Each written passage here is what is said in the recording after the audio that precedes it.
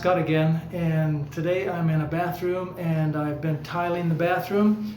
I've done the walls and the floor, or at least the tub surround and the floor, and I forgot and didn't clean up a lot of the mud, the thin set in between the tiles that I laid on the floor and on the walls. I cleaned up most of it, but there was still some left, and I'd been working for about an hour to get it all cleaned out, and then I realized there's a much easier way to clean it out than using a little trowel like this one. I was going back and forth through the little the joints, and then I realized I've got a tool that'll make this much easier. So this is the tool. Hang on just a second. It's a vibrating tool with a kind of a dull blade on the end. There's no teeth, and I found that if you go along the edges, you go down in the grooves, turn it on, and just go along, leaning it one way and then back the other, that it works really well. Sometimes I will just put it on a little angle like this and then just let it work its way through, and that has been a real time saver, and it'll let me get into even the thin cracks. If I've got a thin joint, it'll let me get in those, and this is going to be much faster to finish the job. You can see I've already cleaned out a lot of these lines. There are some parts right next to the tub that I didn't get a big enough joint in there, and I'll be able to get down in those. And the joint along the tub is not even, so where it goes really smooth, really small, I wouldn't be able to get this trowel in anyway. I had been going like this, and if that's all you have, that'll work. But this thin set is about 3 or 4 days old. It's had that long to dry, and so it's still pretty hard. And you can, if all you have is this, I found that if you tap on it with a corner and keep tapping and just keep going along the edge, it will break up. But that should make your life easier. And this one is a Rockwell. This isn't a paid advertisement for them, but there's lots of different brands out there. So I don't think it really matters which tool you use. You can use that with a dull, flat blade with no teeth on it, and it will work great. If you have something that has teeth on it, it'll pretty much grind the teeth away, wear them out really quick. If you've got a tiling job and you've forgotten to clean out all the grout, not the grout, but it'll clean out grout too. That's another thing you ought to think about, is if you've got a bathroom that's got nasty grout, these vibrating tools will work great to pull out the old grout, and then you can just fill the new grout in. But make sure before you put in the new grout that you vacuum it, vacuum all the joints and wipe off all the tile. One final note on cleaning up the grout in between in the shower area or the tub area, in the tub surround, is make sure that when you're going in between the tiles that you don't go too deep and go through the hardy backer or the cement board, or it will leak.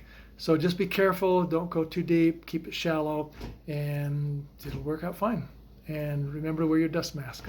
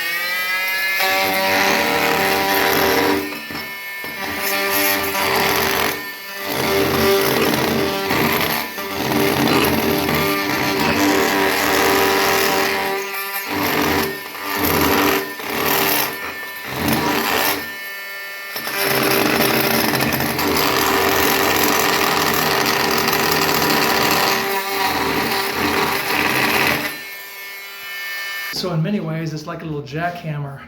If you hold it really tight, it will just vibrate on the end, and if you go slow, it won't bounce as much.